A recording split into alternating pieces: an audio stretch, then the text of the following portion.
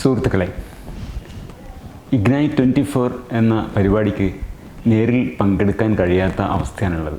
അതുകൊണ്ട് ഇന്നത്തെ സമ്മേളനത്തിൽ പറയാൻ ഉദ്ദേശിച്ച വിഷയത്തിൽ ഒരു വീഡിയോ തയ്യാറാക്കി അത് ഓൺലൈനായി അവതരിപ്പിക്കുകയാണ് ഞാൻ ചെയ്യുന്നത്.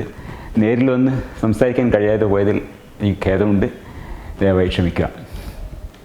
പുരുഷ അധ്യാപകരെ കാണാനില്ല എന്നൊരു വിഷയമാണ് ഇന്ന് സംസാരിക്കാൻ ഉദ്ദേശിച്ചത്. എന്തിനാണ് ഇവിടെ ഈ വിഷയം പറയുന്നത് എന്ന് ആദ്യം ഒന്ന് വിശദീകരിക്കാം. കേരളത്തിലെ സ്വതന്ത്ര ചിന്താ രംഗം ഇന്ന് നേരിടുന്ന ഏറ്റവും വലിയ ഭീഷണി ഹിന്ദുത്വാനുകൂല വലതുപക്ഷ നാസ്തികത ഈ രംഗത്തെ കൈയടക്കാൻ ശ്രമിക്കുന്നു എന്നതാണ്. ഹിന്ദുത്വാനുകൂല നാസ്തികർ ചെയ്യുന്ന ഒരു പ്രധാന പരിപാടി സാമൂഹ്യ രാഷ്ട്രീയ വിഷയങ്ങളിൽ വലതുപക്ഷ യാഥാസ്ഥിതിക ആശയങ്ങളെ സ്വതന്ത്ര ചിന്താ മണ്ഡലത്തിൽ പ്രചരിപ്പിക്കുക, അതിലൂടെ കേരളത്തിൻ്റെ പൊതുമണ്ഡലത്തിലേക്ക് ഈ ആശയങ്ങളെ കടത്തിവിടുക, അങ്ങനെ പൊതുബോധത്തെ കൂടുതൽ യാഥാസ്ഥിതികമാക്കി തീർക്കുക എന്നതാണ് അവർ ചെയ്തുകൊണ്ടിരിക്കുന്ന കാര്യം. കഴിഞ്ഞ കുറേ വർഷങ്ങളായി സി രവിചന്ദ്രൻ്റെ നേതൃത്വത്തിൽ ഈ ഒരു പ്രവർത്തനം കേരളത്തിൽ നടന്നുകൊണ്ടിരിക്കുന്നുണ്ട്. അദ്ദേഹവും സഹപ്രവർത്തകരും കേരള സ്വതന്ത്ര ചിന്താ രംഗത്ത് പ്രചരിപ്പിക്കുന്ന പലതരം യാഥാസ്ഥിതിക വാദങ്ങളിൽ പ്രധാനമായ ഒന്നിതാണ് സമൂഹത്തിലെ വിവിധ വിഭാഗങ്ങൾ തമ്മിൽ നിലനിൽക്കുന്ന അസമത്വങ്ങൾക്ക് കാരണം സാമൂഹ്യ ഘടനയിലുള്ള പ്രശ്നങ്ങളല്ല, മറിച്ച് അത് ഓരോ വിഭാഗങ്ങളിൽപ്പെട്ട ആളുകളുടെ പ്രിഫറൻസും ചോയ്സുമാണ് എന്നതാണ് ആ വാദം. അതേസമയം ഞാനടക്കമുള്ള പുരോഗമനവാദികളുടെ നിലപാട് ഈ അസമത്വങ്ങൾ നിലനിൽക്കുന്നത് ചിലപ്പോൾ തുറന്ന വിവേചനം, ഔട്ട്റൈറ്റ് ഡിസ്ക്രിമിനേഷൻ കാരണമാവാം, അതല്ലെങ്കിൽ തുറന്ന വിവേചനമില്ലാത്ത മണ്ഡലങ്ങളുടെ കാര്യത്തിൽ സാമൂഹ്യ ജീവിതത്തിൻ്റെ സംഘാടനത്തിൽ അടിമുടി നിലനിൽക്കുന്ന ഘടനാപരമായ അന്തരങ്ങൾ, structural differences that run through the entire organisation of social life, ഇത് കാരണമാവാം. ഇതാണ് ഞങ്ങളുടെ ഒരു അഭിപ്രായം. ഹിന്ദുത്വാനുകൂല നാസ്തികർ നടത്തുന്ന ഈ ആശയപ്രചരണത്തിൻ്റെ ഒരു ക്ലാസിക്കൽ ഉദാഹരണം 2019 കേരള ലിറ്ററേച്ചർ ഫെസ്റ്റിവൽ വേദിയിൽ കാണികൾ ഒരാൾ ചോദിച്ച ചോദ്യത്തിന് സി രവീന്ദ്രൻ പറഞ്ഞ ഉത്തരമാണ്. ചോദ്യം ഇതായിരുന്നു: ഇന്ത്യയിൽ 496 യൂണിവേഴ്സിറ്റി വൈസ് ചാൻസലർമാരാണുള്ളത്. അതിനകത്ത് 6 പേരാണ് ഷെഡ്യൂൾ കാസ്റ്റ് ഉള്ളത്, 6 പേരാണ് ഷെഡ്യൂൾ ട്രൈബ് ഉള്ളത്, 36 പേർ OBC ആണ്, 448 പേരും ജനറൽ കാറ്റഗറിയിൽ വരുന്ന ആളുകളാണ്. ഇതിനെ എങ്ങനെയാണ് എക്സ്പ്ലെയിൻ ചെയ്യുക എന്നൊരു ചോദ്യമാണ് ചോദിച്ചത്. സി രവീന്ദ്രൻ നൽകിയ ഉത്തരം എന്തായിരുന്നു? പല ജാതികൾക്കും പല തൊഴിലുകളോടും പല തൊഴിൽ മേഖലകളോടും സ്പെഷ്യൽ പ്രിഫറൻസ് ഉണ്ട്. ഇതാണ് അദ്ദേഹം പറയുന്നത്. അല്ലാതെ അനേക നൂറ്റാണ്ടുകളിലൂടെ നിലനിന്ന് പോകുന്ന തുറന്ന വിവേചനവും ഔട്ട്റൈറ്റ് ഡിസ്ക്രിമിനേഷനും ഇന്നും തുടർന്നു പോരുന്ന സാമൂഹ്യ ജീവിതത്തിൻ്റെ സംഘാടനത്തിൽ അടിപിടി നിലനിൽക്കുന്ന ഘടനാപരമായ അന്തരങ്ങളും ഒന്നും അദ്ദേഹത്തിന് വിഷയമേ അല്ല. പട്ടിക വിഭാഗങ്ങളിൽപ്പെട്ട വ്യക്തികൾക്ക് യൂണിവേഴ്സിറ്റി വൈസ് ചാൻസലർമാരാവാൻ താല്പര്യമില്ല, അവരത് തിരഞ്ഞെടുക്കുന്നില്ല. ഇതാണ് യാഥാസ്ഥിതിക പക്ഷം പറയുന്ന കാരണം. സമൂഹത്തിലെ വിവിധ വിഭാഗങ്ങൾ തമ്മിലുള്ള ഭീമമായ അസമത്വത്തിന്, ന്യായീകരിക്കാനാവാത്ത അസമത്വത്തിന്, അതിന് കാരണം ആ വിഭാഗങ്ങളിൽപ്പെടുന്ന വ്യക്തികളുടെ താല്പര്യങ്ങളും മുൻഗണനകളുമാണ്, അതല്ലാതെ വിവേചനങ്ങളോ നമ്മൾ നേരത്തെ പറഞ്ഞ പോലെ സാമൂഹ്യ ജീവിതത്തിൻ്റെ സംഘാടനത്തിലെ ഘടനാപരമായ അന്തരങ്ങളോ അല്ല എന്നുള്ള വാദത്തിന് കലാകാലങ്ങളിൽ ഓരോരോ ഉദാഹരണങ്ങൾ സി രവീന്ദ്രൻ അവതരിപ്പിക്കാറുണ്ട്. അത് ഒന്ന് ഡീബങ്ക് ചെയ്യുമ്പോൾ ആ ഉദാഹരണം അദ്ദേഹം ഉപേക്ഷിക്കും. കുറച്ചുനാൾ കഴിയുമ്പോൾ പുതിയ ഒരു ഉദാഹരണം അദ്ദേഹം തേടി കണ്ടുപിടിച്ചു കൊണ്ടുവരും. അതും പൊളിഞ്ഞാൽ അതുപേക്ഷിച്ച് അടുത്തത് തപ്പിയെടുത്തുകൊണ്ട് വരും. ഇതിങ്ങനെ ആവർത്തിച്ചുകൊണ്ടിരിക്കുകയാണ്. ഉദാഹരണത്തിന് ഒരു കാലത്ത് വലിയ ആവേശപൂർവ്വം അദ്ദേഹം പറഞ്ഞുകൊണ്ടിരുന്ന ഒരു ഉദാഹരണമാണ്, ഈ വിഷയത്തിന് ഒരു ഉദാഹരണമാണ് അമേരിക്കൻ ഫുട്ബോൾ കളിയിലെ കിക്കേഴ്സ് ആൻഡ് പണ്ടേഴ്സിൻ്റെ കാര്യം. അമേരിക്കൻ ഫുട്ബോൾ കളിയിൽ ഏതാണ്ട് 70% കളിക്കാരും കറുത്ത വർഗത്തിൽപ്പെട്ടവരാണ്. എന്നാൽ ആ കളിയിലെ കിക്കേഴ്സ്, പണ്ടേഴ്സ് എന്നീ 2 സ്ഥാനങ്ങളിൽ 1% ആൾക്കാർ മാത്രമേ കറുത്ത വർഗ്ഗക്കാരായിട്ടുള്ളൂ. അതിന് കാരണം ആഫ്രിക്കൻ അമേരിക്കൻ കളിക്കാർക്ക് ആ പൊസിഷനുകളിൽ കളിക്കാൻ താല്പര്യമില്ല എന്നതുകൊണ്ടാണ്, അല്ലാതെ സമൂഹത്തിൽ കറുത്ത വർഗ്ഗക്കാരോട് എന്തെങ്കിലും വിവേചനമുള്ളത് കൊണ്ടല്ല എന്നതാണ് രവീന്ദ്രൻ ഉന്നയിച്ച വാദം. ഈ പറഞ്ഞ ഉദാഹരണം അസാധുവാണ്, സാമൂഹ്യ കാരണങ്ങൾ കൊണ്ടാണ്, അതല്ലാതെ കേവലം വ്യക്തിതലത്തിലുള്ള പ്രിഫറൻസസും ചോയ്സുമല്ല ഈ ഡിസ്പാരിറ്റിയുടെ കാരണം എന്നത് വളരെ വിശദമായി വിവരിച്ചുകൊണ്ട് 2020 ഞാനൊരു വീഡിയോ ചെയ്തു. Vice chancellors, Muslims, kickers and punters, why Ravindran is wrong എന്ന തലക്കെട്ടിലാണ് ഞാൻ ആ വീഡിയോ അവതരിപ്പിച്ചത്. മറ്റു ചില ചാനലുകളിലും ഈ വീഡിയോ വന്നിട്ടുണ്ട്. ഏതായാലും അതിനുശേഷം സി രവീന്ദ്രൻ ഈ ഉദാഹരണം ഉപയോഗിച്ച് കാണാറില്ല. അത്രയും അതുകൊണ്ട് പ്രയോജനമുണ്ടായി എന്ന് വിചാരിക്കുന്നു. ഇതിന് പകരമായിട്ട് തൻ്റെ യാഥാസ്ഥിതിക സമത്വവിരുദ്ധ ആശയം പ്രചരിപ്പിക്കാൻ വേണ്ടി 2024 സി രവീന്ദ്രൻ ഉപയോഗിച്ചു കണ്ട പുതിയൊരു ഉദാഹരണത്തെക്കുറിച്ചാണ് ഇന്ന് സംസാരിക്കാനുള്ളത്. 2024 ജൂലൈ മാസത്തിൽ സി രവീന്ദ്രൻ പോസ്റ്റ് ചെയ്ത ഒരു വീഡിയോ ആണ് പ്രീണന പുരാണം കാണ്ഡം കാണ്ഡം. അതിലാണ് 2020 വളരെ നിശബ്ദമായി അദ്ദേഹത്തിന് കുഴിച്ചു മൂടേണ്ടി വന്ന കിക്കേഴ്സ് ആൻഡ് പണ്ടേഴ്സിന് പകരം പുതിയൊരു ഉദാഹരണം അദ്ദേഹം തേടി പിടിച്ചു കൊണ്ടുവന്നിരിക്കുന്നത്. ഇത്തവണ അമേരിക്കയിൽ നിന്നല്ല, കേരളത്തിൽ നിന്ന് തന്നെയാണ് ഉദാഹരണം കണ്ടെത്തിയിരിക്കുന്നത്. കൃത്യമായി പറഞ്ഞാൽ കോട്ടയം ജില്ലയിലെ ഒരു PSC ലിസ്റ്റിൽ നിന്നാണ് ഈ കണ്ടുപിടുത്തം. ഈ പ്രസക്തമായ വീഡിയോ ഭാഗം കേൾക്കുക. 49:17 മുതൽ 57:12 വരെയുള്ള 7 മിനിറ്റ് 55 സെക്കൻഡ് നേരമാണ് ഈ ക്ലിപ്പ്. ഞാൻ ഇന്ന് എനിക്ക് ഒരാൾ അയച്ചു തന്നൊരു പോസ്റ്റാണ്. ഈ പോസ്റ്റല്ല, ഇന്ന് ഇറങ്ങിയ റാങ്ക് ലിസ്റ്റ് ആണെന്ന് പറഞ്ഞാണ് വന്നത്. ഇന്നാണോ ഇറങ്ങിയതെന്ന് നോക്കട്ടെ. എന്തായാലും ഇന്ന് ഇറങ്ങിയ റാങ്ക് ലിസ്റ്റ് എന്ന് പറയുന്നത് എനിക്ക് അയച്ചത്. ഇത് ഈ സംഭരണം സംബന്ധിച്ചുള്ള ഈ ഡേറ്റ ഇഷ്ടപ്പെടുന്നവർ, അവർക്ക് വളരെ നല്ലൊരു അനുഭവമായിരിക്കും ഇത്. ഈ ലിസ്റ്റ് എന്ന് പറഞ്ഞു കഴിഞ്ഞാൽ HSA ടീച്ചർ ഹിന്ദിയാണ്, ഹിന്ദി ഹൈസ്കൂൾ ടീച്ചറാണ്. ഞാൻ ഹിന്ദി പഠിച്ച് 10ാം ക്ലാസ് വരെ പഠിച്ചു. എന്നെ പഠിപ്പിച്ച എല്ലാം ഞങ്ങൾ സാറന്മാരെന്ന് പറയും, അതായത് പുരുഷന്മാരാണ് പഠിപ്പിച്ചത്. ഞാനൊരു ടീച്ചിങ് കമ്മ്യൂണിറ്റിയിൽപ്പെട്ട ആളാണ്. അപ്പോൾ സ്വാഭാവികമായിട്ടും ഞാനൊരു പുരുഷനാണ്. പിന്നെ നമുക്ക് ചുറ്റും സ്കൂളുകളിലും കോളേജുകളിലും എല്ലാം തന്നെ പുരുഷന്മാരും സ്ത്രീകളും സ്വാഭാവികമായിട്ട് പ്രിഫർ ചെയ്യുന്ന ഒരു മേഖലയാണ് ടീച്ചിങ് മേഖല.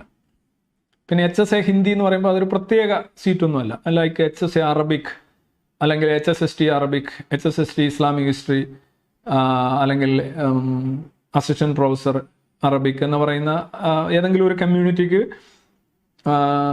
വലിയ മുൻതൂക്കമുള്ള ഒരു സീറ്റൊന്നുമല്ല. അതുപോലെ ചില സീറ്റുകൾ തമിഴ്, സാൻസ്ക്രിറ്റ്, അങ്ങനെ ഒരു സീറ്റ് അല്ലല്ലോ ഇത്. HSA ഹിന്ദി എന്ന് പറയുന്നത് ഒരു ജനറൽ സീറ്റാണ്. കോട്ടയം ജില്ലയിലെ HSA ഹിന്ദിയാണ്. ഈ ഒരു പോസ്റ്റിൻ്റെ ഇന്നിറങ്ങിയ റാങ്ക് ലിസ്റ്റ് എന്ന് പറഞ്ഞ ഒരാൾ എനിക്ക് തന്നാണ്. അയാൾ അതിനകത്ത് പറഞ്ഞിട്ടുണ്ട്, ഈ റാങ്ക് ലിസ്റ്റിലെ 21 പേരാണ് മെയിൻ ലിസ്റ്റിലുള്ളത്. ഞാൻ വിചാരിച്ചു മെയിൻ ലിസ്റ്റിനകത്ത് ഉൾപ്പെട്ടിട്ടുള്ള റിസർവേഷൻ, സാധാരണ ഇവർ ഒരുപാട് പുറകിലാണ് എന്നൊക്കെയാണ്. ഇപ്പോഴത്തെ റാങ്ക് ലിസ്റ്റ് എല്ലാം തന്നെ ആദ്യത്തെ ഒരു 50 നോക്കുകയാണെങ്കിൽ 100 നോക്കുകയാണെന്നുണ്ടെങ്കിൽ അതിലൊരു 50% കൂടുതൽ റിസർവേഷൻ ഉള്ള കമ്മ്യൂണിറ്റീസ് ആയിരിക്കാനത്. പ്രത്യേകിച്ച് ഏറ്റവും കൂടുതൽ മുന്നേറ്റം നടത്തിയിട്ടുള്ളത് വിദ്യാഭ്യാസപരമായിട്ട് നടത്തിയിട്ടുള്ള കമ്മ്യൂണിറ്റീസാണ് ഈഴവ, മുസ്ലിം കമ്മ്യൂണിറ്റീസൊക്കെ കഴിഞ്ഞ കുറേ വർഷങ്ങളായിട്ട്. അതൊക്കെ ഒരു ഫാക്റ്റാണ്. അത് റാങ്ക് ലിസ്റ്റ് നോക്കിയാൽ മനസ്സിലാവും. ഞാൻ അതല്ല ഇവിടെ പറയാൻ ഉദ്ദേശിക്കുന്നത്. ഈ റാങ്ക് ലിസ്റ്റിൻ്റെ ആദ്യത്തെ 21 പേരാണ് മെയിൻ ലിസ്റ്റിലുള്ളവർ.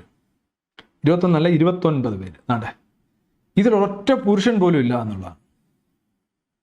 ഹിന്ദി പഠിപ്പിക്കുന്ന അധ്യാപകർ, HSAയിൽ ഹിന്ദി പഠിപ്പിക്കുന്ന അധ്യാപകരിൽ കോട്ടയം ജില്ലയിലേക്ക് നടത്തിയിട്ടുള്ള സെലക്ഷനാണ്. കോട്ടയം ജില്ലയിലെ ഒരു പുരുഷനും ഈ പോസ്റ്റിന് അപേക്ഷിച്ചിട്ടില്ല. എന്താ എനിക്കറിയില്ല, ഒരു പുരുഷനും ഇല്ല. ഇനി അടുത്ത പേജിൽ ഞാൻ എൻ്റെ ഇതിട്ടിട്ടുണ്ട്, എന്താ സപ്ലിമെൻ്ററി നോക്കുമ്പോൾ ഒരു പുരുഷനുണ്ട്. എന്താ പറയുക, ഷെഡ്യൂൾഡ് കാസ്റ്റ്, ഇതാ 2ാം റാങ്ക് ഒരു വിനോദൻ MT ഉണ്ട്. ബാക്കി എല്ലാം സ്ത്രീകളാണ്. അതായത് 64 പേരുടെ ലിസ്റ്റാണ് ഇതുള്ളത്. HSA ഹിന്ദി ഇൻ കോട്ടയം ഒരു പുരുഷനാണുള്ളത്. എന്താണ് നിങ്ങൾ മനസ്സിലാക്കുന്നതിനകത്തുനിന്ന്? ഇവിടെ ഒരു തിയറി ഉണ്ട്. എന്താണ് വിതരണ നീതി എന്ന് പറഞ്ഞാൽ എന്താ അർത്ഥം എന്നറിയാം? ഒരു വൻ തട്ടിപ്പാണത്. അതായത് ഈ സർക്കാർ സർവീസിൽ ഓരോ കമ്മ്യൂണിറ്റിക്കുള്ള റെപ്രസെൻറ്റേഷൻ ചിലർക്ക് ഒരുപാട് കൂടുതലും ഒരാൾക്ക് വളരെ കുറവൊക്കെ ആവാൻ കാരണം എന്താണെന്നറിയാം? സാമൂഹ്യമായ അടിച്ചമർത്തലും ജാതി വിവേചനവും, അല്ലെങ്കിൽ വിവേചനമാണ് എന്നാണ് ഇവർ പറയുക. ഈ വിവേചനം ഇല്ലാതിരുന്നെങ്കിൽ എല്ലാ കമ്മ്യൂണിറ്റികൾക്കും ജനസംഖ്യാനുപാതികമായ പ്രാതിനിധ്യം ഉണ്ടാകുമായിരുന്നു എന്നുള്ള ഉഡായിപ്പ് ന്യായമാണ് വിതരണ നീതി. അതായത് ചില കമ്മ്യൂണിറ്റികൾ പുറകിൽ പോകാൻ കാരണം സാമൂഹ്യമായ പിന്നോക്കാവസ്ഥയാണ്, നൂറ്റാണ്ടുകളായിട്ടുള്ള അങ്ങനെയൊക്കെയുള്ള കുറേ സാധനം ഉണ്ടല്ലോ, അത് കാരണമാണ്. ഇങ്ങനെയൊന്നും ഇല്ലായിരുന്നെങ്കിൽ എല്ലാ പോസ്റ്റുകളിലും, എല്ലാ ജനറൽ പോസ്റ്റുകളിലും കുറഞ്ഞ പക്ഷം എല്ലാ കമ്മ്യൂണിറ്റികൾക്കും അവയുടെ ജനസംഖ്യാനുപാതികമായ പ്രാതിനിധ്യം ഉണ്ടായിരിക്കും എന്നാണ് അവർ പറയുന്നത്. ഒരിക്കലും നടക്കാത്ത കാര്യമാണ്, ഒരിക്കലും ഉണ്ടാവാൻ സാധ്യതയില്ലാത്ത കാര്യമാണ്. മനുഷ്യനെ മനസ്സിലാക്കാത്ത, സമൂഹത്തെക്കുറിച്ച് യാതൊരു അവബോധവും ഇല്ലാതെ സംസാരിക്കുന്നതാണ്. ഇത് ഒരു അജണ്ട വെച്ച് സംസാരിക്കുന്നതാണെന്ന് അറിയാം. ഒരു കാസ്റ്റ് പൊളിറ്റിക്സിൻ്റെ ഒരു രീതിയാണ്. അവർക്ക് പിന്നെ ഫാക്റ്റും ഫിഗേഴ്സും ഒരു വലിയൊരു കാര്യമല്ല. പക്ഷേ ഇങ്ങനെ സംഭവിക്കില്ല. നമുക്ക് കോമൺ ആയിട്ട് തന്നെ നോക്കുമ്പോൾ പറയാം ഇങ്ങനെ ഒരിക്കലും സംഭവിക്കില്ല. ഇവിടെ തന്നെ നമുക്ക് ടീച്ചിങ് രണ്ട് കൂട്ടർക്കും, ആണുങ്ങൾക്കും പെണ്ണുങ്ങൾക്കും പ്രത്യേകിച്ച് ടീച്ച് ചെയ്യാനോ ചെയ്യാതിരിക്കാനോ ഉള്ള അങ്ങനെ ഒരു അമിത താല്പര്യമൊന്നും നമ്മളങ്ങനെ കാണുന്നില്ല. ആണുങ്ങൾക്ക് ഒരാണ് പോലും ഒരു മെയിൽ പോലും ഇതിനകത്തില്ല. ഇത് ഒരു ടീച്ചിങ് പോസ്റ്റിൻ്റെ കാര്യമല്ല ഞാൻ പറഞ്ഞത്. നിങ്ങൾ ബാക്കി ടീച്ചിങ് പോസ്റ്റിൻ്റെ ലിസ്റ്റുകളെല്ലാം എടുത്ത് നോക്കൂ. PSCയുടെ ആണുങ്ങളുടെ അനുപാതം വളരെ കുറവാണ് ഇപ്പോൾ വന്ന്.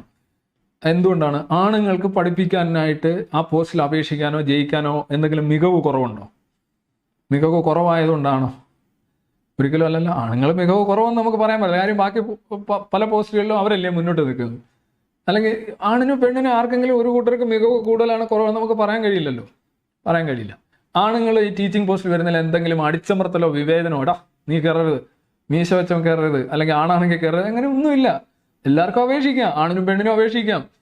സമാനമായ ആ ടർഫ് ഒന്ന് തന്നെയാണ് ഇരു കൂട്ടർക്കും. വെറുതെ നിങ്ങൾ വിടുകയാണ്. അടിച്ചമർത്തലൊന്നുമില്ല, ആണിനും ഇല്ല പെണ്ണിനും ഇല്ല, ടീച്ചിങ് പോസ്റ്റിന് അപേക്ഷിക്കാം. പക്ഷെ എന്തുകൊണ്ട് ഇങ്ങനെയുള്ള റാങ്ക് ലിസ്റ്റുകൾ വരുന്നു? ഉത്തരം വളരെ ശരിയാണ്. നമ്മൾ പറയുന്ന കാര്യമാണ്. ഇത് ഈ ലിസ്റ്റിൻ്റെ കാര്യം മാത്രം. ഞാൻ ഒരു ലിസ്റ്റ് ഇന്നത്തെ ഈ ഒരു ലിസ്റ്റിൽ മാത്രമാണ്, അല്ലല്ല, അങ്ങനെയല്ല. നിങ്ങൾ പുതിയ PSC ലിസ്റ്റ്, ടീച്ചിങ് ലിസ്റ്റുകൾ എടുത്ത് നോക്കുക. ഇന്ന് നമ്മളെ ടീച്ചേഴ്സ് ഓർഗനൈസ്ഡ് സെക്ടറോ ഗവൺമെൻറ് സെക്ടറോ എയ്ഡഡ് സെക്ടറോ നോക്കുകയാണെങ്കിൽ ഭൂരിപക്ഷവും സ്ത്രീകളാണ്. ഒരു ഫാക്റ്റാണ്. പുരുഷന്മാർക്ക് അവിടെ ചെല്ലുന്നതിന് വിവേചനം ഉണ്ടായിട്ടോ അവരെ അടിച്ചമർത്തുന്നുണ്ടോ അവർക്ക് അവിടെ ചെല്ലാനുള്ള കഴിവില്ലാത്തതുകൊണ്ടോ ഒന്നുമല്ല. ഇവിടെയാണ് താല്പര്യം എന്ന് പറയുന്ന ഒരു സംഗതി, ഫോക്കസ് എന്ന് പറയുന്ന സംഗതി, ഇതിൻ്റെയൊക്കെ പ്രാധാന്യം. പല ആളുകൾക്കും വ്യക്തിപരമായും കൂട്ടങ്ങളായിട്ടും പല അഡ്വാൻറ്റേജസും ഉണ്ടാവും. ആ അഡ്വാൻറ്റേജസ് വെച്ചായിരിക്കും അവരുടെ പല കാര്യങ്ങളും, അവർ വിവാഹം, ജോലി, എല്ലാ കാര്യങ്ങളും, അവർ വണ്ടി എടുക്കുന്ന കാര്യത്തിൽ പോലും, അല്ലെ അവർ കാണുന്ന സിനിമയുടെ കാര്യത്തിൽ പോലും, അവർ ചിലപ്പം KGF ആയിരിക്കും കാണുന്നത്. ആളുകൾക്ക് ആപ്റ്റിറ്റ്യൂഡ്സ് ഉണ്ട്, താല്പര്യങ്ങളുണ്ട്, പ്രിഫറൻസ് ഉണ്ട്, പ്രയോറിറ്റി ഉണ്ട്. മനുഷ്യൻ വ്യത്യസ്തനാണ്. നിങ്ങൾ ഈ പറഞ്ഞ എല്ലാം കൂടെ എടുത്ത് കുലുക്കിയിട്ട് കഴിഞ്ഞാൽ എല്ലാ കുഴിയിലും തുല്യമായിട്ടൊന്നും ചെന്ന് വീടില്ല. അത് മനുഷ്യനെ മനസ്സിലാക്കാത്തതിൻ്റെ പ്രശ്നമാണ്. ഒരു വലിയ സാമൂഹ്യ അവബോധത്തെക്കുറിച്ച്, സമൂഹത്തെക്കുറിച്ച് എന്തെങ്കിലും ഒരു ധാരണ ഉണ്ടെങ്കിൽ അങ്ങനെ പറയില്ല. ഈ വിതരണ നീതി എന്ന് പറയുന്ന വിതരണ നീതിയുടെ കുഴലിലൂടെ ഇത് നോക്കിക്കഴിഞ്ഞാൽ വളരെ വിചിത്രമാണ്. ഇങ്ങനെ ഒരു പോസ്റ്റിലും സംഭവിക്കില്ല എന്ന് മാത്രമല്ല, കേരളത്തിൽ തന്നെ പല പോസ്റ്റുകൾ നോക്കിക്കഴിഞ്ഞാൽ നിങ്ങൾക്ക് മനസ്സിലാവും ഈ വിതരണ നീതി എന്ന് പറഞ്ഞു കഴിഞ്ഞാൽ എത്ര വലിയ ഉടായിപ്പാണ്. ഇതൊക്കെ ഇവിടെ എടുത്ത് ഉന്നയിക്കുന്ന ആളുകളുണ്ടല്ലോ എന്നാണ് ഞാൻ ആലോചിക്കുന്നത്. ഉദാഹരണമായിട്ട് ഇപ്പോൾ ഞാൻ അന്ന് തന്നെ ആ കാലഘട്ടത്തിൽ തന്നെ സൂചിപ്പിച്ചാണ്, ഇപ്പോൾ മത്സ്യബന്ധന മേഖലയുമായിട്ട് ബന്ധപ്പെട്ട കുറേ പോസ്റ്റുകൾ വെച്ച് കഴിഞ്ഞാൽ അതിനകത്ത് അപേക്ഷിക്കുന്നതും ജോലി നേടുന്നതും കൂടുതലും അതുമായിട്ട് ബന്ധപ്പെട്ട ആൾക്കാർ, because they have an advantage, they will go for it. മറ്റുള്ളവർക്ക് അഡ്വാൻറ്റേജ് ഇല്ലാത്തപ്പോൾ ചിലപ്പോൾ അവർ മത്സരത്തിന് തന്നെ പോയില്ല എന്ന് വരും. ഇതൊക്കെയാണ് മനുഷ്യരുടെ സംഭവിക്കുന്നത്, അല്ലാതെ വിവേചനം ഉണ്ടായിട്ടല്ല. ഏതെങ്കിലും ഒരു വിഭാഗത്തിൻ്റെ എണ്ണം ഏതെങ്കിലും ഒരു സ്ഥലത്ത്, അത് ജെൻഡർ ആവട്ടെ, ജാതി ആവട്ടെ, മതമാവട്ടെ, കുറഞ്ഞു എന്ന് പറഞ്ഞാൽ അതിൻ്റെ അർത്ഥം ഉടനെ അവിടെ വിവേചനം ഉണ്ടെന്നല്ല. അതൊരു വഞ്ചനാപരമായിട്ടുള്ള രാഷ്ട്രീയമാണ്. അങ്ങനെയല്ല. വിവേചനം ചിലപ്പം ഒരു ഫാക്ടർ ആകാം, പണ്ടായിട്ടുണ്ട്. പക്ഷെ വിവേചനമല്ല. ഇനി എല്ലാം നിങ്ങൾ അങ്ങോട്ട് സഹായിച്ചു കൊടുത്താലും ആളുകൾ അത് എടുക്കണമെന്നില്ല. അതാണ് ഈ ലിസ്റ്റ് മനസ്സിലാവുന്നത്. അല്ലാതെ ആർക്കെതിരെയെങ്കിലും വിവേചനം ഉണ്ടായിട്ടല്ല. പട്ടിക വിഭാഗങ്ങളിൽപ്പെട്ടവരിൽ നിന്ന് എന്തുകൊണ്ട് അധികം ആരും യൂണിവേഴ്സിറ്റി വൈസ് ചാൻസലർമാരാവുന്നില്ല? എന്തുകൊണ്ട് ബഹുഭൂരിപക്ഷവും സവർണ സമുദായങ്ങളിൽപ്പെട്ടവരാകുന്നു എന്ന ചോദ്യത്തിന് 2019 C രവീന്ദ്രൻ പറഞ്ഞ ഉത്തരം ഒരിക്കൽ കൂടി നമുക്ക് ഓർക്കാം. പല ജാതികൾക്കും പല തൊഴിലുകളോടും പല തൊഴിൽ മേഖലകളോടും സ്പെഷ്യൽ പ്രിഫറൻസ് ഉണ്ട് എന്നാണ് പറഞ്ഞത്. അതേ വിശദീകരണമാണ് 2024 കോട്ടയം ജില്ലയിലെ ഹിന്ദി അധ്യാപകരിൽ ഏറെക്കുറെ മുഴുവൻ പേരും വനിതകളാണ് എന്നതിൻ്റെ കാരണമായിട്ടും C രവീന്ദ്രൻ അവതരിപ്പിക്കുന്നത്. ആളുകൾക്ക് ആപ്റ്റിറ്റ്യൂഡ്സ് ഉണ്ട്, താല്പര്യങ്ങളുണ്ട്, പ്രിഫറൻസ് ഉണ്ട്, പ്രയോറിറ്റി ഉണ്ട് എന്നതാണ് അദ്ദേഹം പറയുന്ന കാരണം. സ്ത്രീകളും പുരുഷന്മാരും തമ്മിൽ സാമൂഹ്യ സമത്വമില്ല എന്നത്, സാമൂഹ്യ ജീവിതത്തിൻ്റെ സംഘാടനത്തിൽ അടിമുടി നിലനിൽക്കുന്ന ഘടനാപരമായ അന്തരങ്ങളുണ്ട് എന്നത്, ഇതൊന്നും പ്രധാനമാണ് എന്ന് അദ്ദേഹം കരുതുന്നതേയില്ല. എന്തുകൊണ്ട് പട്ടിക വിഭാഗക്കാർ വൈസ് ചാൻസലർ പദവിയിൽ എത്തുന്നില്ല? അവർക്കതിനോട് താല്പര്യമില്ല. എന്തുകൊണ്ട് സ്കൂൾ ഭാഷാധ്യാപകർ മുഴുവനും സ്ത്രീകളായിപ്പോയി? സ്ത്രീകൾക്ക് അധ്യാപകരാവാൻ സവിശേഷ താല്പര്യമുണ്ട്. ഇതാണ് അദ്ദേഹം പറയുന്നത്. For every complex problem there is a solution that is simple, neat and wrong എന്നൊരു ചൊല്ലുണ്ടല്ലോ. അതാണ് ഇവിടുത്തെ സ്ഥിതി. രവീന്ദ്രൻ്റെ വിശദീകരണം വളരെ സിമ്പിളാണ്, നീറ്റാണ്, പക്ഷേ തീർത്തും തെറ്റുമാണ്. ആ സിമ്പിൾ, നീറ്റ് ആൻഡ് റോങ് ആയ പ്രതികരണത്തിലെ 2 വാചകങ്ങൾ ഉദ്ധരിക്കാം. ആണുങ്ങൾ ഈ ടീച്ചിങ് പോസ്റ്റിൽ വരുന്നതിൽ എന്തെങ്കിലും അടിച്ചമർത്തലോ വിവേചനമോ, എടാ നീ കയറരുത്, മീശ വെച്ചവൻ കയറരുത്, അല്ലെങ്കിൽ ആണാണെങ്കിൽ കയറരുത്, അങ്ങനെയൊന്നുമില്ല. എല്ലാവർക്കും അപേക്ഷിക്കാം, ആണിനും പെണ്ണിനും അപേക്ഷിക്കാം. ആ ടെർഫ് ഒന്ന് തന്നെയാണ് ഇരുകൂട്ടർക്കും. അടിച്ചമർത്തലൊന്നുമില്ല, ആണിനുമില്ല പെണ്ണിനുമില്ല ടീച്ചിങ് പോസ്റ്റിനെ അപേക്ഷിക്കാൻ. ഏതെങ്കിലും ഒരു വിഭാഗത്തിൻ്റെ എണ്ണം ഏതെങ്കിലും ഒരു സ്ഥലത്ത്, അത് ജെൻഡർ ആവട്ടെ, ജാതിയാവട്ടെ, മതമാവട്ടെ, കുറഞ്ഞു എന്ന് പറഞ്ഞാൽ അതിൻ്റെ അർത്ഥം ഉടനെ അവിടെ വിവേചനമുണ്ടെന്നല്ല, അതൊരു വഞ്ചനാപരമായിട്ടുള്ള രാഷ്ട്രീയമാണ്, അങ്ങനെയല്ല. ഇതാണ് അദ്ദേഹം പറഞ്ഞത്. ഈ പറയുന്നത് അബദ്ധമാണ്. നമ്മുടെ സമൂഹത്തിൽ സ്ത്രീ പുരുഷ സമത്വമില്ല. നിയമപരമായി വിവേചനമില്ലെങ്കിലും പുരുഷന്മാർ സാമൂഹ്യമായി മേലെയും സ്ത്രീകൾ സാമൂഹ്യമായി താഴെയുമാണ് എന്നതാണ് യാഥാർത്ഥ്യം. പുരുഷന്മാരുടെയും സ്ത്രീകളുടെയും സാമൂഹ്യവും സാമ്പത്തികവും കുടുംബപരവുമായ റോളുകൾ തീർത്തും വ്യത്യസ്തമാണ്. വ്യത്യസ്തമായേ പറ്റൂ എന്നതാണ് നമ്മുടെ സമൂഹത്തിൻ്റെ വിശ്വാസവും നടപ്പും. ഇങ്ങനെ സാമൂഹ്യ ജീവിതത്തിൻ്റെ സംഘാടനത്തിൽ അടിമുടി നിലനിൽക്കുന്ന ഘടനാപരമായ അന്തരങ്ങൾ, structural differences that run through the entire organisation of social life, ഇതാണ് കോട്ടയം ജില്ലയിലെ ഹിന്ദി ടീച്ചർമാർ അപ്പാടെ വനിതകൾ ആയതിൻ്റെ പിന്നിലുള്ള കാരണം. ഇത് ഞാനൊന്ന് വിശദീകരിക്കാൻ ശ്രമിക്കാം. എന്താണ് ഇവിടെ സംഭവിക്കുന്ന പ്രതിഭാസം? അത് ജെൻഡർ ബേസ്ഡ് ഒക്യുപ്പേഷണൽ സെഗ്രിഗേഷൻ എന്നുള്ളതാണ്. ആ നിർവചനങ്ങൾ ഞാനിവിടെ കൊടുത്തിട്ടുണ്ട്. സമൂഹത്തിൽ ലഭ്യമായ വിവിധങ്ങളായ തൊഴിൽ മേഖലകളിൽ ചിലതിൽ സ്ത്രീകളും ചിലതിൽ പുരുഷന്മാരും കൂട്ടം കൂടി നിൽക്കുന്ന അവസ്ഥയാണ് ഈ ജെൻഡർ ബേസ്ഡ് ഒക്യുപ്പേഷണൽ സെഗ്രിഗേഷൻ, ലിംഗാധിഷ്ഠിത തൊഴിൽ വേർതിരിവ് എന്ന് നമുക്ക് പറയാം. ഒരു ഉദാഹരണം പറയാം. കണക്കുകൾ കിട്ടാൻ കുറച്ചുകൂടി എളുപ്പമായതുകൊണ്ട് അമേരിക്കയിൽ ഒരു കാര്യമാണ് ഞാൻ പറയുന്നത്. 2021 കണക്കനുസരിച്ചിട്ട് അമേരിക്കയിൽ 22 ലക്ഷം പേരാണ് വീട്ടുവേലക്കാർ, ഡൊമസ്റ്റിക് വർക്കേഴ്സായിട്ട് ജോലി ചെയ്യുന്നത്. ഇതിൽ 90% പേരും സ്ത്രീകളാണ്. എനിക്ക് തോന്നുന്നത് ഇന്ത്യയിലും ഈ സ്ഥിതിയിൽ വലിയ വ്യത്യാസമൊന്നും ഉണ്ടാവില്ല എന്നാണ്. വീട്ടുവേലക്കാർ അധികവും സ്ത്രീകൾ തന്നെ ആയിരിക്കുമെന്നാണ് ഇന്ത്യയിലെ അവസ്ഥയും എനിക്ക് തോന്നുന്നത്. അതെന്താ വീട്ടുവേലക്കാരിൽ 90% മേലെയും സ്ത്രീകളായി പോയത്? യാഥാസ്ഥിതികരുടെ വീക്ഷണത്തിൽ വ്യക്തികളുടെ ചോയ്സും പ്രിഫറൻസുമാണ് കാരണം. അല്ലാതെ സ്ത്രീകളും പുരുഷന്മാരും തമ്മിൽ കാലാകാലമായി നിലനിൽക്കുന്ന സാമൂഹ്യ അസമത്വത്തിന് ഇതിൽ യാതൊരു പങ്കുമില്ല. ഇതാണ് യാഥാസ്ഥിതിക വീക്ഷണം. രവീന്ദ്രൻ സ്കൂൾ ടീച്ചർമാരുടെ കാര്യത്തിൽ പറഞ്ഞത് വീട്ടുവേലക്കാരുടെ കാര്യത്തിൽ നമുക്കൊന്ന് അപ്ലൈ ചെയ്ത് നോക്കാം. ആണുങ്ങൾ ഈ വീട്ടുവേല പോസ്റ്റിൽ വരുന്നതിൽ എന്തെങ്കിലും അടിച്ചമർത്തലോ വിവേചനമോ, എടാ നീ കയറരുത്, മീശ വെച്ചവൻ കയറരുത്, അല്ലെങ്കിൽ ആണാണെങ്കിൽ കയറരുത്, അങ്ങനെ യാതൊന്നുമില്ല. എല്ലാവർക്കും അപേക്ഷിക്കാം, ആണിനും പെണ്ണിനും അപേക്ഷിക്കാം. ആ ടെർഫ് ഒന്ന് തന്നെയാണ് ഇരുകൂട്ടർക്കും. അടിച്ചമർത്തലൊന്നുമില്ല, ആണിനുമില്ല പെണ്ണിനുമില്ല വീട്ടുവേല പോസ്റ്റിനെ അപേക്ഷിക്കാം. ശരിയല്ലേ? പുരുഷന്മാരെ വീട്ടുവേലക്കാരാക്കാൻ പാടില്ല എന്ന് വല്ല നിയമമുണ്ടോ? ഒന്നുമില്ല. ലിംഗാധിഷ്ഠിതമായ തൊഴിൽ വേർതിരിവ് പോലെ തന്നെ മറ്റ് ഘടകങ്ങളുടെ അടിസ്ഥാനത്തിലും ഈ വേർതിരിവുണ്ടാവാം.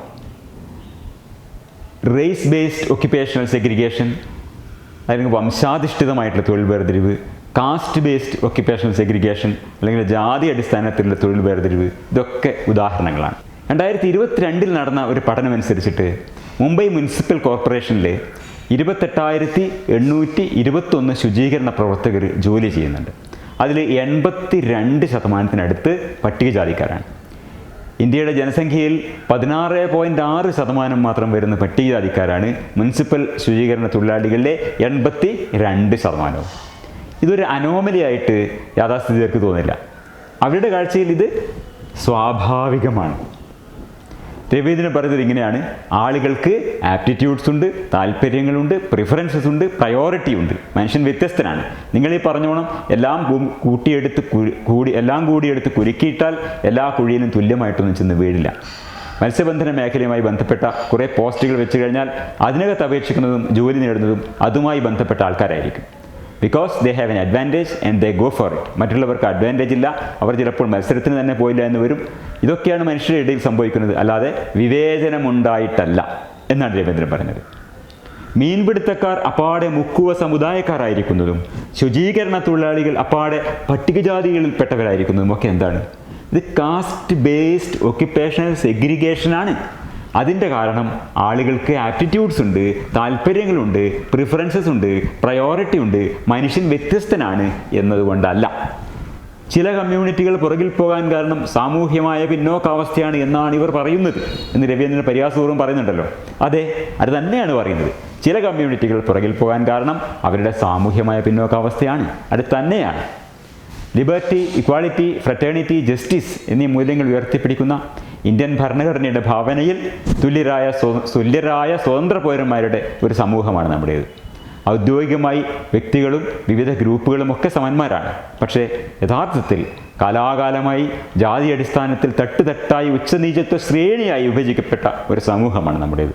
വിവിധ ജാതി വിഭാഗങ്ങൾ തമ്മിൽ സാമൂഹ്യ ജീവിതത്തിൻ്റെ സംഘാടനത്തിൽ അടിമുടി നിലനിൽക്കുന്ന ഘടനാപരമായ അന്തരങ്ങൾ, വീണ്ടും ആവർത്തിക്കുകയാണത്, structural differences that run through the entire organisation of social life between various caste groups, അത് നിലവിലുണ്ട്. അത് കാരണം തന്നെയാണ് മുനിസിപ്പാലിറ്റിയിലെ സഫായി കർമ്മചാരി എന്ന ക്ലാസ് 4 ജീവനക്കാരിൽ 82% പട്ടിക ജാതികളിൽപ്പെട്ടവരായിരിക്കുന്നതും അതേസമയം തന്നെ യൂണിവേഴ്സിറ്റി വൈസ് ചാൻസലർമാരിൽ 2% പേർ പോലും പട്ടികജാതിക്കാർ അല്ലാതെ ഇരിക്കുന്നതും. അതല്ലാതെ സി രവീന്ദ്രൻ പറയുന്നത് പോലെ പല ജാതികൾക്കും പല തൊഴിലുകളോടും പല തൊഴിൽ മേഖലകളോടും സ്പെഷ്യൽ പ്രിഫറൻസ് ഉണ്ട് എന്നതല്ല അതിൻ്റെ കാരണം. പട്ടികജാതിയിൽപ്പെട്ടവർക്ക് ശുചീകരണ തൊഴിലിനോട് പ്രത്യേക പ്രിഫറൻസ് ഉണ്ട്.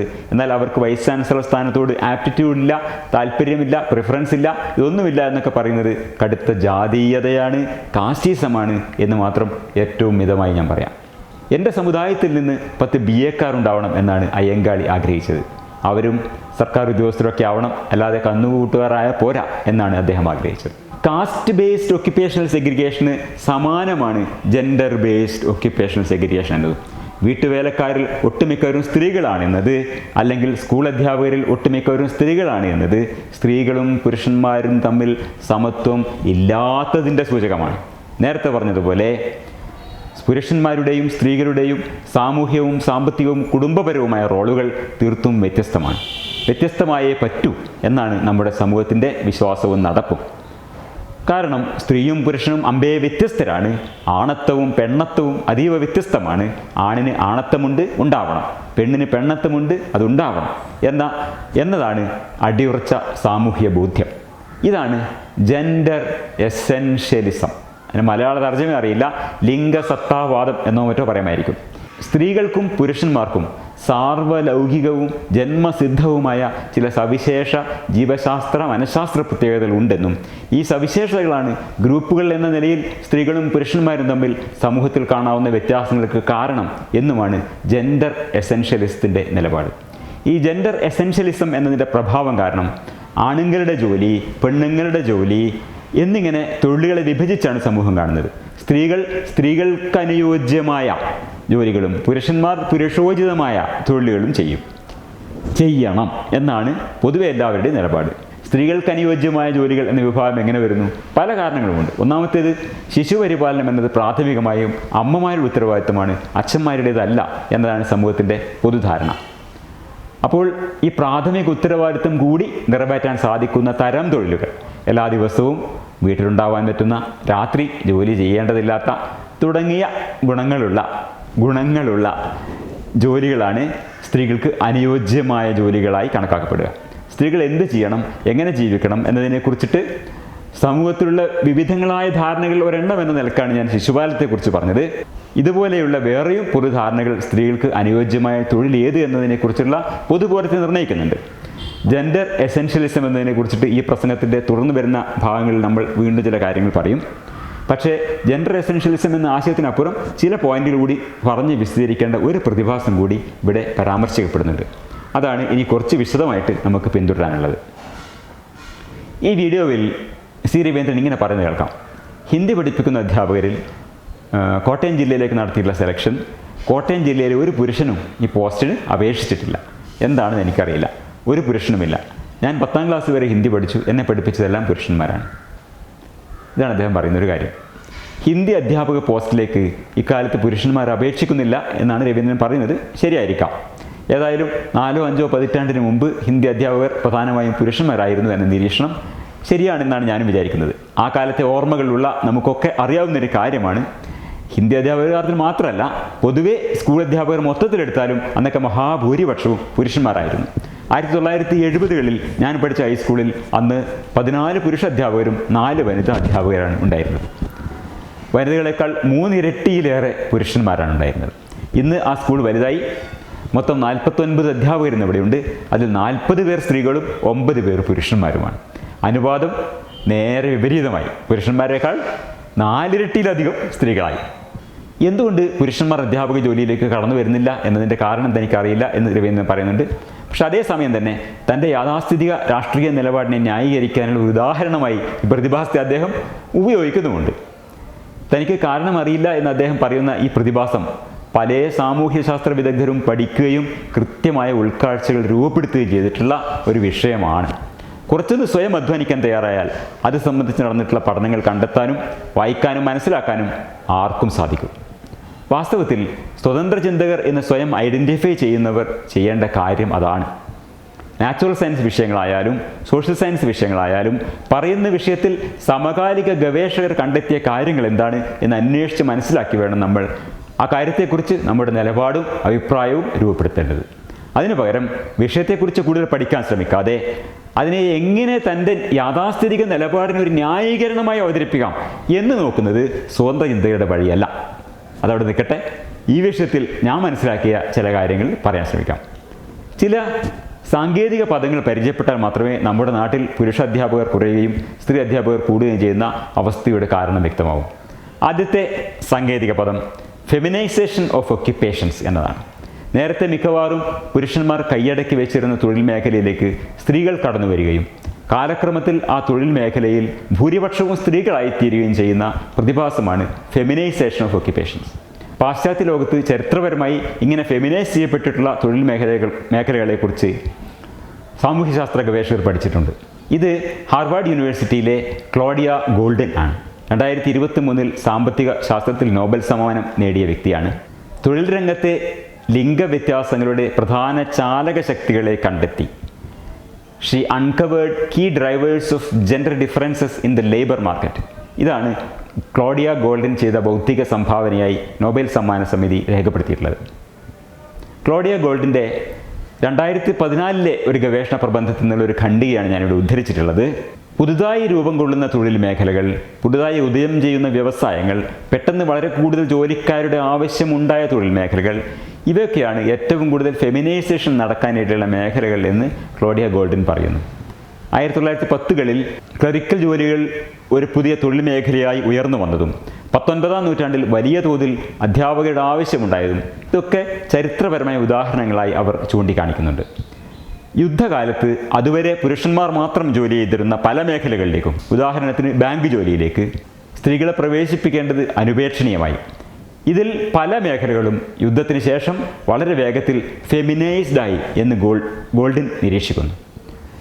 സെയിൽസ്, അധ്യാപക ജോലി എന്നിങ്ങനെ ചില മേഖലകളിൽ ഫെമിനൈസേഷൻ ഇപ്പോഴും അപൂർണമാണെങ്കിലും ടെലിഫോൺ ഓപ്പറേറ്റേഴ്സ്, ടൈപ്പിസ്റ്റ്, സെക്രട്ടറീസ് തുടങ്ങി മറ്റ് പല മേഖലകളിലും ഈ സ്ത്രീവൽക്കരണം പൂർണ്ണമായി എന്നും ക്ലോഡിയ ഗോൾഡൻ നിരീക്ഷിക്കുന്നുണ്ട്. ഈ പേപ്പറിലെ അടുത്ത ഖണ്ഡികയിലെ ഒരു വാചകം പ്രത്യേകം ശ്രദ്ധേയമായി തോന്നിയത് കൊണ്ടാണ് ഞാൻ ഉദ്ധരിക്കുന്നത്. ടൈപ്പിസ്റ്റുകൾ പ്രധാനമായും പുരുഷന്മാരായിരുന്ന കാലത്ത് ടൈപ്പിംഗ് എന്നത് ശാരീരിക കരുത്ത്, ഫിസിക്കൽ സ്റ്റാമിന ആവശ്യമുള്ള ഒരു ജോലിയായാണ് കരുതപ്പെട്ടിരുന്നത്. പിൽക്കാലത്ത് ടൈപ്പിംഗ് എന്നതൊരു സ്ത്രീ ജോലി ആയി മാറിയപ്പോൾ, അതായത് ആ തൊഴിൽ മേഖല ഫെമിനൈസ്ഡ് ആയപ്പോൾ ടൈപ്പിംഗ് തൊഴിലിനെ പറ്റിയുള്ള സമൂഹത്തിൻ്റെ പൊതുബോധം മാറി. ടൈപ്പിംഗ് എന്നത് സ്ത്രീകൾക്ക് സഹജമായി ഉണ്ട് എന്ന് കരുതപ്പെടുന്ന കരവിരുത് ആവശ്യമായ ഒരു തൊഴിലായി വിശേഷിപ്പിക്കപ്പെടാൻ തുടങ്ങി എന്നതാണ് ക്ലോഡിയ ഗോൾഡൻ നിരീക്ഷിക്കുന്ന കാര്യം. നമ്മൾ നേരത്തെ പറഞ്ഞ ജെൻഡർ എസെൻഷ്യലിസം സമൂഹ മനസ്സിൽ എത്രത്തോളം സ്വാധീനം ചെലുത്തുന്നു എന്നതിൻ്റെ സൂചനയായിട്ടാണ് ഞാൻ ഈ നിരീക്ഷണത്തെ കാണുന്നത്. ആണത്വവും പെണ്ണത്വവും കല്ലിൽ കൊത്തിയതുപോലെ മാറ്റമില്ലാത്ത ചില സ്വഭാവ സവിശേഷതകളാണ് എന്ന എസെൻഷ്യലിസ്റ്റ് വീക്ഷണം മനുഷ്യർക്കിടയിൽ കാലാകാലമായി വേരുറച്ചു കിടക്കുന്ന ഒരു അടിസ്ഥാന ധാരണയാണ്. പ്രമാണത്തിൽ നിന്ന് പ്രതിഭാസത്തിലേക്ക്, ഫ്രം ആക്സിയോംസ് ടു ഫിനോമിനൻ എന്ന ശാസ്ത്രപൂർവമായ പരമ്പരാഗത ചിന്താരീതിയാണ് ആളുകളുടെ ഡിഫോൾട്ട് ചിന്താരീതി എന്നതുകൊണ്ട് സ്ത്രീകൾ ഒരു തൊഴിൽ മേഖലയിൽ ഭൂരിപക്ഷമായി കാണുമ്പോൾ സ്ത്രീകൾക്ക് സവിശേഷമായി ഉണ്ട് എന്ന് വിശ്വസിക്കപ്പെടുന്ന ഒരു കഴിവ് ആവശ്യമായൊരു മേഖലയായി ഈ തൊഴിൽ ചിത്രീകരിക്കപ്പെടുന്നത് എങ്ങനെയാണ്? Pollution theory of discrimination, male and female differences in occupations and earnings എന്ന ഈ ഗവേഷണ പ്രബന്ധത്തിലെ ശ്രദ്ധേയമായൊരു കാര്യം, നേരത്തെ പുരുഷന്മാർ ഭൂരിപക്ഷമായിരുന്ന ഒരു തൊഴിലിലേക്ക് കടന്നു ചെല്ലുന്ന സ്ത്രീകൾ അവർ നേരിടേണ്ടി വരുന്ന വിവേചനത്തിന് പിന്നിലുള്ള സവിശേഷമായ ഒരു കാരണത്തെ പറ്റിയുള്ള വിശദീകരണം. അതാണ് ഈ പേപ്പറിലെ ശ്രദ്ധേയമായിട്ടുള്ളൊരു കാര്യം. അത് ഞാനിവിടെ കോട്ട് ചെയ്തിട്ടുണ്ട്, ആ ഒരു പാരഗ്രാഫ്. ഏതൊരു തൊഴിൽ മേഖലയിലും പുതുതായിട്ട് വരുന്ന ആൾക്കാരും നേരത്തെ ആ മേഖലയിലുള്ളവരും തമ്മിൽ ഒരു മത്സരമുണ്ടാവും. അതിൻ്റെ കാരണം വരുമാനത്തിൻ്റെ പ്രശ്നമാണ്. കൂടുതൽ ആൾക്കാർ ഒരേ തൊഴിൽ ചെയ്യുമ്പോൾ തൊഴിലാളികളുടെ അല്ലെങ്കിൽ പ്രൊഫഷണലുകളുടെ ലഭ്യത വർദ്ധിക്കുന്നു, അതിൻ്റെ ഡിമാൻഡ് കുറയുന്നു. അതുകൊണ്ട് തന്നെ സ്വാഭാവികമായും തൊഴിൽ ചെയ്യുന്നവരുടെ വരുമാനവും കുറയുന്നു. സ്വാഭാവികമായും പുതുതായി വന്നവരോട് നേരത്തെ ഉള്ളവർക്ക് ഏറിയോ കുറഞ്ഞോ റിസൻമെൻറ്റ് തോന്നും, അവരോട് ഡിസ്ക്രിമിനേഷൻ കാണിക്കും. Discrimination as a consequence of the desire to maintain their earnings, അതാണ് ഇവിടെ നടക്കുന്നത്. വരുമാനത്തിൻ്റെ പ്രശ്നമാണ് നടക്കുന്നത്. പക്ഷേ പുരുഷന്മാർ ഭൂരിപക്ഷമായിട്ടുള്ളൊരു തൊഴിലിലേക്ക് സ്ത്രീകൾ കടന്നു വരുമ്പോൾ അവർ നേരിടുന്ന വിവേചനം ഇത് മാത്രമല്ല. സ്വാഭാവികമായും വിഷയമോടുണ്ടാവും. പക്ഷേ അതിനുമപ്പുറം അതിൽ നിന്ന് വ്യത്യസ്തമായ distinct from the desire to maintain their earnings ആയ ഒരു കാരണം ഈ സ്ത്രീകൾ നേരിടുന്ന വിവേചനത്തിന് പിന്നിലുണ്ട് എന്ന് ക്ലോഡിയ ഗോൾഡിൻ പറയുന്നു. Discrimination as the consequence of a desire by men to maintain their occupational status or prestige. തങ്ങളുടെ തൊഴിൽ മേഖലയുടെ സ്റ്റാറ്റസും പ്രസ്റ്റീജും നിലനിർത്താനുള്ള പുരുഷന്മാരുടെ ആഗ്രഹം, അതാണ് ഈ അധിക കാരണം. ആരാണ് ഒരു തൊഴിൽ മേഖലയ്ക്ക് പ്രസ്റ്റീജ് കൊടുക്കുന്നത്? അത് സമൂഹമാണ് കൊടുക്കുന്നത്. ഓരോ തൊഴിൽ മേഖലയിലേക്കും കടന്നു വരാനുള്ള മിനിമം യോഗ്യതയെക്കുറിച്ചുള്ള ധാരണയുടെ അടിസ്ഥാനത്തിലാണ് ഈ ഒക്യുപ്പേഷണൽ പ്രസ്റ്റീജ് സമൂഹം കൽപ്പിച്ചു കൊടുക്കുന്നത്. അത് ശാരീരിക ക്ഷമതയാവാം, വൈദഗ്ധ്യമാവാം, വിദ്യാഭ്യാസ നിലവാരമാവാം, കഴിവാവാം, പലതുമാവാം. ഈ തരത്തിലുള്ള മിനിമം യോഗ്യത ഇല്ലാത്തവർ ഒരു തൊഴിൽ മേഖലയിലേക്ക് കടന്നു വരുന്നതായി സമൂഹത്തിന് തോന്നിയാൽ എന്ത് സംഭവിക്കും? Occupational prestige becomes polluted. തൊഴിൽ മേഖലയുടെ അന്തസ്സ് കളങ്കപ്പെട്ടു പോകുന്നു എന്നാണ് വെപ്പ്. പുരുഷന്മാർ ഭൂരിപക്ഷമായ ഒരു തൊഴിൽ മേഖലയിലേക്ക് സ്ത്രീകൾ കടന്നു വരുമ്പോൾ തങ്ങളുടെ തൊഴിൽ മേഖലയുടെ അന്തസ്സ് കളങ്കപ്പെട്ടു പോകുന്നു എന്ന് പുരുഷന്മാർ ഭയപ്പെടുന്നു. കാരണം സ്ത്രീകൾ എന്താണ്, അവരുടെ കഴിവുകൾ എന്താണ്, കഴിവുകേടുകൾ എന്താണ്, ഇതിനെക്കുറിച്ച് സമൂഹത്തിലൊരു പൊതുബോധമുണ്ട്. എന്ത് വിദ്യാഭ്യാസ യോഗ്യത ഉണ്ടെന്ന് പറഞ്ഞാലും പെണ്ണ് തന്നെ എന്നതാണ് പൊതുബോധം. ഓരോ പെണ്ണും വിലയിരുത്തപ്പെടുന്നത് ഒരു വ്യക്തി എന്ന നിലയിലല്ല, മറിച്ച് പൊതുവേ സ്ത്രീകളെക്കുറിച്ച് അല്ലെങ്കിൽ ശരാശരി സ്ത്രീയെക്കുറിച്ച് സമൂഹത്തിൽ നിലനിൽക്കുന്ന വാർപ്പ് മാതൃകയുടെ പകർപ്പ് എന്ന നിലയിലാണ് സ്ത്രീകൾ വിലയിരുത്തപ്പെടുന്നത്. അപ്പോൾ പോലീസുകാരായാലും എയർലൈൻ പൈലറ്റായാലും ഡ്രൈവർമാരായാലും അധ്യാപകരായാലും ആണുങ്ങളുടെ തൊഴിൽ മേഖലയായി സമൂഹം അന്നോളം കണ്ടിരുന്ന ഒരു ഇടത്തേക്ക് സ്ത്രീകൾ കടന്നു വരുമ്പോൾ തങ്ങളുടെ തൊഴിൽ മേഖലയുടെ മാന്യത, അന്തസ്സ് കളങ്കിതമാവുന്നു എന്ന പുരുഷന്മാരുടെ തെറ്റായ തോന്നൽ കാരണം ഈ സ്ത്രീകൾ വിവേചനം നേരിടേണ്ടി വരുന്നു എന്നാണ് നിരീക്ഷിക്കപ്പെടുന്നത്. നേരത്തെ പുരുഷന്മാർ ഭൂരിപക്ഷമായിരുന്ന മേഖലകളിലേക്ക് കടന്നു ചെന്ന സ്ത്രീകളുടെ ആദ്യ തലമുറ നേരിടേണ്ടി വന്നിട്ടുള്ള വിവേചന അനുഭവങ്ങൾ ഞാനടക്കമുള്ള മുതിർന്ന തലമുറയിൽപ്പെട്ടവർക്ക് കേട്ടറിവെങ്കിലും ഉണ്ടാവും. 1940കളിൽ എൻ്റെ ഗ്രാമത്തിൽ ആദ്യമായി ടീച്ചറായ വനിത നേരിടേണ്ടി വന്നിട്ടുള്ള വിവേചനങ്ങളെക്കുറിച്ച് എൻ്റെ ചെറുപ്പകാലത്ത് സാന്ദർഭികമായി എൻ്റെ അമ്മ പറഞ്ഞു കേട്ടത് എനിക്ക് ഓർമ്മയുണ്ട്. എൻ്റെ അമ്മക്ക് ഒരു ടീച്ചറാവാൻ ഉള്ള വിദ്യാഭ്യാസമൊന്നും ഇല്ലായിരുന്നെങ്കിലും ആ വനിതാ ടീച്ചറിനെ അഭിഷേകം ചെയ്ത വിവേചനവും പരിഹാസവും ഒക്കെ അനീതിയാണ് എന്ന് തിരിച്ചറിയാനുള്ള ബോധമെങ്കിലും ഉണ്ടായിരുന്നു. നമ്മുടെ സ്കൂളുകളിൽ വനിതാ അധ്യാപകരുടെ എണ്ണം പെരുകുകയും പുരുഷ അധ്യാപകരുടെ എണ്ണം ചുരുങ്ങുകയും ചെയ്യുന്നു എന്ന പ്രതിഭാസത്തെ സാമൂഹ്യശാസ്ത്രപരമായി വിശദീകരിക്കാൻ ആവശ്യമായ അടിസ്ഥാന കാര്യങ്ങൾ നമ്മളിപ്പോൾ പറഞ്ഞു കഴിഞ്ഞു. ഇനി നേരെ ആ വിശദീകരണത്തിലേക്ക് പോകാം. നമ്മുടെ ചോദ്യത്തിന് ഉത്തരമായി കണക്കാക്കാവുന്ന ഒരു വാക്യഭാഗം ഞാനിവിടെ ഉദ്ധരിച്ചിട്ടുണ്ട്. Men's avoidance of work in feminising occupations is a credible mechanism for explaining swings in sex composition of various occupations. Oxford യൂണിവേഴ്സിറ്റിയിലെ ഒരു സോഷ്യോളജിസ്റ്റായ പെർ ബ്ലോക്ക് 2015 പ്രസിദ്ധീകരിച്ച ഒരു പേപ്പറിൽ നിന്നാണ് ഈ വാക്യഭാഗം ഞാൻ ഉദ്ധരിച്ചിരിക്കുന്നത്. Understanding the self organisation of occupational sex segregation with mobility networks എന്നാണ് ഈ പേപ്പറിൻ്റെ ശീർഷകം. ആ വാക്യഭാഗത്ത് പറയുന്ന കാര്യം ഇതാണ്: സ്ത്രീവൽക്കരിക്കപ്പെട്ടുകൊണ്ടിരിക്കുന്ന തൊഴിൽ മേഖലകളിൽ ജോലി ചെയ്യുന്നത് പുരുഷന്മാർ ഒഴിവാക്കുന്നു എന്നത് ലിംഗ അനുപാതത്തിൻ്റെ കാര്യത്തിൽ വിവിധ തൊഴിൽ മേഖലകളിൽ സംഭവിക്കുന്ന വ്യതിയാനങ്ങളെ വിശദീകരിക്കാൻ മതിയായ വിശ്വാസയോഗ്യമായ ഒരു മെക്കാനിസമാണ് എന്ന് പെർ ബ്ലോക്ക് പറയുന്നു. എന്തുകൊണ്ട് ഈ ഒഴിവാക്കൽ സംഭവിക്കുന്നു എന്ന് അന്വേഷിക്കുമ്പോൾ അടിസ്ഥാനപരമായി നമ്മൾ ചെന്നെത്തുന്നത് തൊട്ട് മുൻപ് പറഞ്ഞ പൊല്യൂഷൻ തിയറി ഓഫ് ഡിസ്ക്രിമിനേഷനിലാണ്. പുരുഷന്മാർ ഭൂരിപക്ഷമായ ഒരു തൊഴിൽ മേഖലയിലേക്ക് സ്ത്രീകൾ കടന്നു വരുമ്പോൾ ആ തൊഴിൽ മേഖലയുടെ അന്തസ്സ് കെട്ടുപോകുന്നു, അതിൻ്റെ വില ഇടിഞ്ഞു പോകുന്നു എന്ന വികലമായ എന്ന് കൂട്ടിച്ചേർത്തുകൊണ്ട് തന്നെ പറയട്ടെ, വികലമായ സാമൂഹ്യ ധാരണയെക്കുറിച്ചാണ് പൊല്യൂഷൻ തിയറി ഓഫ് ഡിസ്ക്രിമിനേഷൻ പ്രതിപാദിക്കുന്നത്. ഈ വിലയിടിവ് കാരണമാണ് ഫെമിനൈസ് ചെയ്യപ്പെടുന്ന തൊഴിൽ മേഖലകളിൽ നിന്ന് പുരുഷന്മാർ ഒഴിഞ്ഞു നിൽക്കുന്നത്. ഇത് എങ്ങനെ പ്രവർത്തിക്കുന്നു എന്നതിനെക്കുറിച്ചിട്ട് പെർ ബ്ലോക്കിൻ്റെ പേപ്പർ കുറച്ച് വിശദമായിട്ട് ചർച്ച ചെയ്യുന്നുണ്ട്. സ്ത്രീകളുടെ ജോലി എന്ന് മുദ്രകുത്തപ്പെട്ടിട്ടുള്ള തൊഴിൽ മേഖലകളിൽ പ്രവർത്തിക്കാൻ പുരുഷന്മാർക്ക് മാനസികമായ അതൃപ്തി തോന്നുന്നു എന്നതാണ് ഒരു വിഷയം. ചില ജോലികളെ പുരുഷന്മാരുടേതായും ചിലതിനെ സ്ത്രീകളുടേതായും വേർതിരിക്കുന്ന എസൻഷ്യലിസ്റ്റ് സമീപനം സമൂഹത്തിൽ നിലനിൽക്കുന്നു എന്നതാണ് ഈ മാനസിക അതൃപ്തിക്ക് കാരണം. ഇക്കാര്യത്തിൽ തീർത്തും എസൻഷ്യലിസ്റ്റ് മനോഭാവം പുലർത്തുന്ന ഒരു സമൂഹത്തിൽ ജനിച്ചു വളർന്ന നമുക്കൊക്കെ ഈ men's psychological discomfort to work in what is perceived as a women's job എന്നത് എളുപ്പത്തിൽ മനസ്സിലാക്കാൻ കഴിയും. ഞാനൊക്കെ സ്കൂളിൽ പഠിക്കുമ്പോൾ ആൺകുട്ടികളെയും പെൺകുട്ടികളെയും വേർതിരിച്ച് രണ്ട് ഭാഗമാക്കിയാണ് ഇരുത്തിയിരുന്നത്. വികൃതി കാണിക്കുന്ന ആൺകുട്ടികൾക്ക് നൽകിയിരുന്ന ഒരു കടുത്ത ശിക്ഷ പെൺകുട്ടികളുടെ ഭാഗത്ത് അവരുടെ ഇടയിൽ പോയി ഇരിക്കാൻ പറയുക എന്നതായിരുന്നു. ആൺകുട്ടികൾക്ക് അതൊരു വലിയ അപമാനമായാണ് കണക്കാക്കിയിരുന്നത്. അതുപോലെ പെൺകുട്ടികൾക്കും ആൺകുട്ടികൾക്കും വ്യത്യസ്തമായ കളികളായിരുന്നു. പെൺകുട്ടികളുടെ കളികൾ ആൺകുട്ടികൾ കളിക്കുന്നത് മോശമായാണ് വെച്ചിരുന്നത്. ഇങ്ങനെ ഇരിപ്പിലും നടപ്പിലും വേഷത്തിലും പെരുമാറ്റത്തിലും ജോലികളിലും സർവ്വരംഗത്തും ആണിൻ്റെയും പെണ്ണിൻ്റെയും നടപ്പും നടപടികളും വ്യത്യസ്തമാക്കി വെച്ചിരിക്കുന്ന ഒരു പരമ്പരാഗത എസൻഷ്യലിസ്റ്റ് സമൂഹത്തിൽ ഒരു പെൺ ജോലിയായി ഇന്ന് രൂപാന്തരപ്പെട്ടിരിക്കുന്ന സ്കൂൾ അധ്യാപക ജോലി തിരഞ്ഞെടുക്കേണ്ടി വരുന്നു എന്നത് ആണുങ്ങളിൽ സൈക്കോളജിക്കൽ ഡിസ്കംഫർട്ട് ഉണ്ടാക്കുന്നതിൽ അത്ഭുതപ്പെടാനില്ല.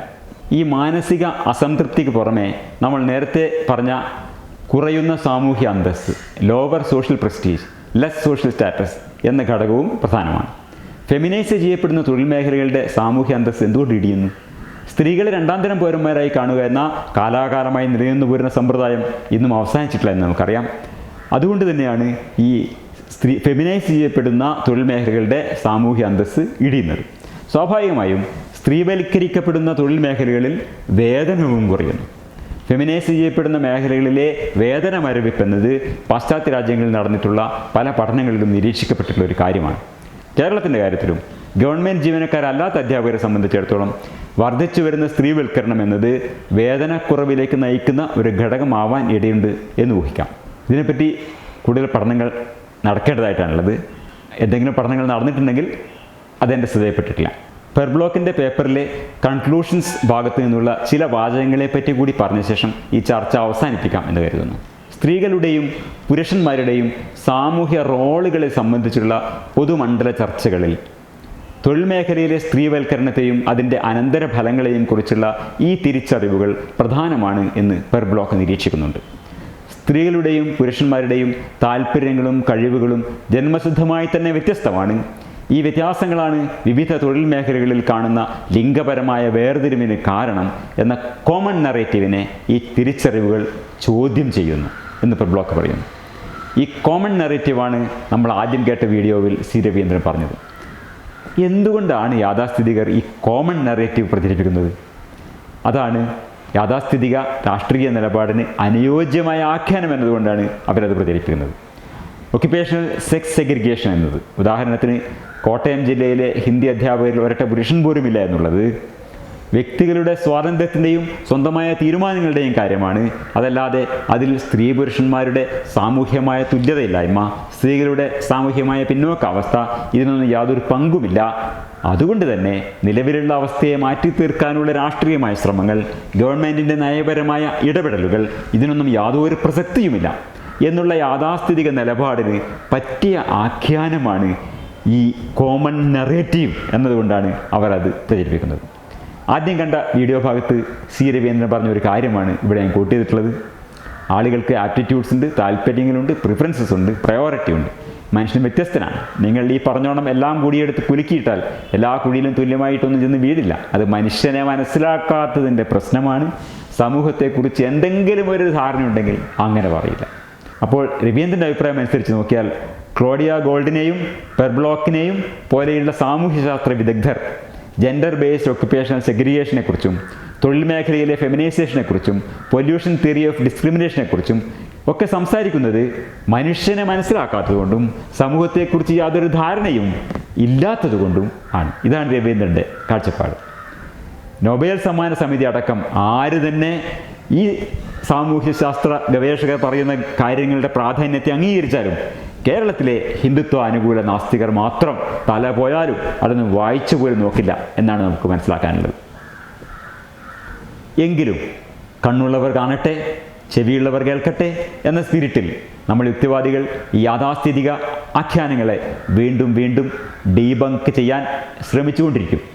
അതല്ലാതെ വേറെ വഴിയില്ലാത്തതുകൊണ്ടാണ് നമ്മൾ തുടർച്ചയായി ഇത് ചെയ്തുകൊണ്ടിരിക്കുന്നത്. യുക്തിരഹിതമായ വിശ്വാസങ്ങളെ ഖണ്ഡിക്കുക, യുക്തിയുക്തമായ അറിവിനെ പ്രചരിപ്പിക്കുക, ഇതാണ് യുക്തിവാദികളുടെ വഴി. അതാണ് ഇവിടെയും ഞാൻ ചെയ്യാൻ ശ്രമിച്ചത്. പുരുഷാധ്യാപകരെ കാണാനില്ല എന്ന വിഷയത്തെക്കുറിച്ചുള്ള നമ്മുടെ ചർച്ച ഇവിടെ അവസാനിക്കുകയാണ്. 50 വയസ്സിന് മേൽ പ്രായമുള്ള മലയാളികൾക്ക് വ്യക്തിപരമായ അനുഭവമുള്ളൊരു പ്രതിഭാസമാണ് സ്കൂളുകളിൽ പുരുഷാധ്യാപകർ കുറഞ്ഞു വരുന്നു, വിരളമാവുന്നു എന്ന കാര്യം. ഇങ്ങനെ ഒരു പ്രതിഭാസം കാണുമ്പോൾ യഥാർത്ഥ സ്വാതന്ത്ര്യം തീർച്ചയേണ്ട കാര്യം എന്താണ്? സാമൂഹ്യശാസ്ത്ര ഗവേഷകർ ഈ വിഷയം പഠിച്ചിട്ടുണ്ടോ? ഉണ്ടെങ്കിൽ അവരുടെ നിഗമനങ്ങൾ എന്താണ് എന്ന് വായിച്ച് മനസ്സിലാക്കാൻ ശ്രമിക്കണം. അതാണ് ചെയ്യേണ്ടത്. അതേസമയം യാഥാസ്ഥിതിക നിലപാടുകാർ എന്താണ് ചെയ്യുക? അവരുടെ യാഥാസ്ഥിതിക സാമൂഹ്യ ആഖ്യാനങ്ങളെ ഏതെങ്കിലും വിധത്തിൽ പൊലിപ്പിക്കാനുള്ള ഒരു ഉദാഹരണമായി അതിനെ അവരെടുത്ത് ഉപയോഗിക്കും. ആ തരത്തിലൊരു ഉപയോഗമാണ് ഇന്ന് ആദ്യം കാണിച്ച വീഡിയോയിൽ നമ്മൾ കേട്ടത്.